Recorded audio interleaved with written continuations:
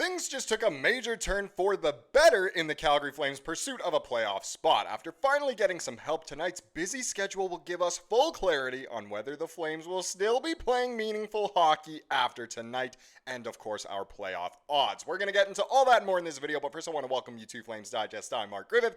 If you're new around here and you love the Flames, make sure you subscribe so you can stay up to date on all the latest news, updates, reports, and rumors revolving around your Calgary Flames. We would love to welcome you to the Flames Digest family. If you watched yesterday's video, you might know what this whole kind of idea of the title of this video and everything is about, but things just took a major turn, and it's definitely for the better for the Flames. Now, in yesterday's video, we talked about how there was a game that wasn't really involved with the Flames, the Blues, the Wild. It was more so involved with the LA Kings, and was extremely important for us, and it went extremely well as the Kings beat the Oilers 5-0. And I know a lot of people will say, well, yeah, obviously that's great. We hate the Oilers. That's perfect. They get shut out at home. What could be better? And that's true, but it does get better because of what it does to the standings and our remaining schedule for Calgary. So, if we take a look at the Pacific standings here and throw in the wildcard standings as well, of course, the Kings now are guaranteed second place in the Pacific Division, which means their place is confirmed. They are officially second. They are officially at home to the Oilers. They have nothing left to play for in their final two games, one of which I believe is tonight, the other which is against Calgary on Thursday. Now, that game could end up being massive for the Flames, of course. If they are trying to win to get in on Thursday, then it could be huge. And the Kings, with nothing left to play for, might not field their, best lineup, especially after what happened in that game last night. It kind of seemed like the Oilers were headhunting a little bit, and the Kings will want to protect their players, so they could honestly be icing their AHL lineup on Thursday, which could be great. Now, obviously, that's with fingers crossed and hoping everything tonight goes well, which will take us into our second chapter of this video and kind of the rest of this video in a way. So it all comes down to this, the playoffs. That's what it comes down to, and it comes down to tonight really because the Flames, Blues, and Wild are all playing tonight. And it's funny, imagine if the Kings and Flames game hadn't been canceled, and let's just say the Flames had won that game. Tonight would be one of the most insane nights in terms of playoff implications that I can remember in a long time, especially for the Flames, of course. But if we take a look at the money puck wheel here, so the Flames have a 13.8% chance to make it. That percentage could skyrocket after tonight, or it could literally go down to 0 depending on what happens with the Blues and the Wild. But we've seen our number, decrease over the weeks a little bit. It was a lot lower than that at certain points. Now it's back up to 13.8%. So as we know, the odds are stacked against us, but there's still a chance that we could make something happen. And of course, it all starts with our game, which actually begins later than the other two, but the Flames are at home to the Vegas Golden Knights tonight, our final home game of the season. Vegas, another team with nothing to play for. Technically, some people would say, well, maybe they don't want to play Calgary in the first round, so they'll try their hardest to beat the Flames tonight. I don't know if that's fully true. I feel like if I'm Vegas, I might want to play Calgary the most now that Minnesota is healthy and St. Louis has obviously been on a heater. But at the same time, they might rest some of their players, which could be obviously huge for us. They are locked into top of the Pacific, but they can't catch Winnipeg, so they're just going to play the top wildcard team no matter what. So why not try to rest your players as well? And there might be a little indicator as to who might be playing. But before we get into that, let's get into the Flames projected lineup. Of course, we gotta ice a strong lineup. Obviously, Zary injured, a couple other injuries here and there, but here is the projected lineup tonight against Vegas. So Huberdeau, Kadri, and Klapka as your top line since they did very well in the last game against San Jose. Hopefully Klapka can keep it going. Coleman, Backlund, Coronato, of course. Sharky, Frost, and Pospisil with Lomberg, Rooney, and Farabee as the fourth line. So Farabee seeing a little more fourth line time here, but hey, it could work out. You never know. Hanley and Weegar, of course, together. Ball and Andersson together, of course, as well. Bean and Pahalis, that third pairing. And Dustin Wolf between the pipes tonight. Andersson, I believe, was finally back at a morning skate today. He's missed so many practices, so many morning skates. And I know a lot of people have just not been impressed with his play. It seems like he's a negative in the plus-minus almost every single game. But hopefully that means good things. Hopefully he's finally closer to being healthy and in game shape. Because it's kind of shown a little bit that he's not playing his best hockey. But there is your lineup for tonight. If we take a look at our opponents, so really curious who Vegas will have in their lineup tonight. A great tweet here from Yegor Sharangovich replaced Breadman. So Vegas didn't have Eichel and Pietrangelo among others when they clinched with a win against Nashville on Saturday. So already on Saturday, they'd clinched their position. They didn't have Eichel or Pietrangelo play.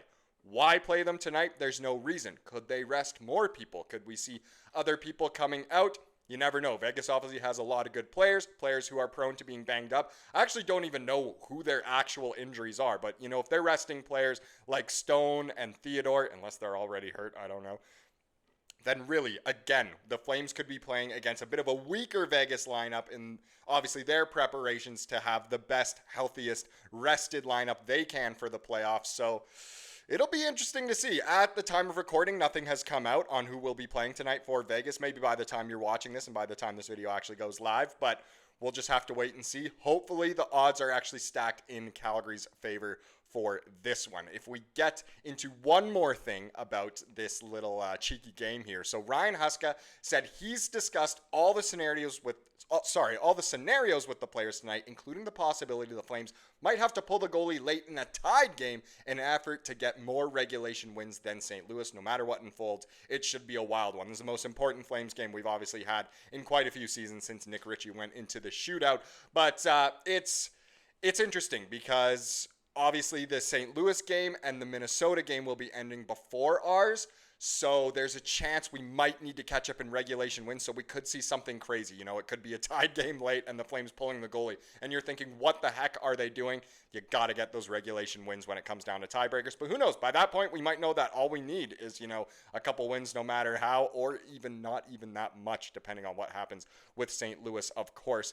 But let's see here. These are the games tonight. I knew that's what was coming next, obviously. So St. Louis, they are at home to Utah. Now, Utah did play last night on the road as well. So kind of a scheduled loss for them, which doesn't go in Calgary's favor. However, Utah's been honestly pretty good down the stretch. They scored a bunch of goals yesterday. Hopefully that means they saved some for today and didn't use them all up. It's going to be a tough one, obviously. St. Louis going to be going as hard as possible. I have no idea if Hofer is actually who's expected to play or if it will be Binnington, but it's obviously a huge one. And then the Ducks are in Minnesota to play the Wild. The Wild, I would be shocked if they gack it. I think we're more so hoping that the hockey club can pull off a favor to us, but you never know. The Ducks, they're an energetic team. They could pull off something crazy for us, and we could still pass Minnesota, which would be phenomenal. So those are the big games. If we get into, believe it or not, Money Puck kind of has everything when it comes to odds, but they also have the odds of each team winning every game. So let's take a look at this. They have given the edge to the team we don't need to win in every single game. So the St. Louis-Utah game, they have the Blues winning at about a 57% chance that they get the win there. Now, win means win in any fashion. It doesn't mean in a certain way. It doesn't mean in regulation. It doesn't mean, what's the percentage of us picking up a point? It just means a win. The other one, Minnesota, obviously heavily favored against Anaheim tonight, 68%.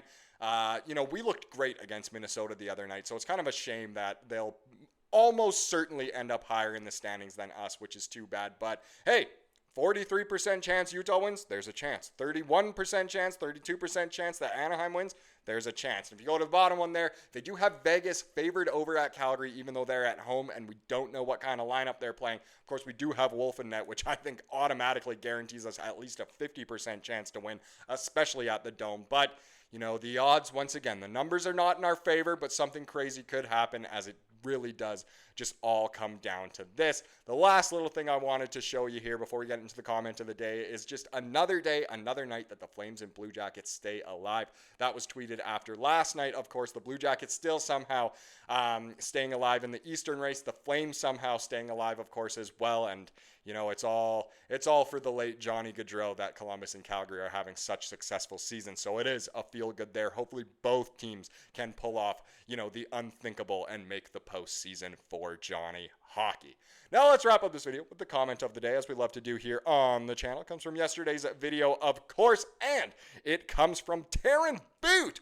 Boot says, as someone who is captain of Team Tank, I'm happy with this team. I see great culture and leadership with impressive rookies along with prospects. We may not get any top 5 picks in the foreseeable future, I mean, that's just been the Calgary Flames, hasn't it? But if we shed some of our aging contracts, we can be a good team real soon. And that is true. We have great prospects, great rookies, even some great vets as well. And the culture has been built with some good management, some good asset management, and obviously financial management. The Flames could be a very good team, and we're all keeping our fingers crossed for that.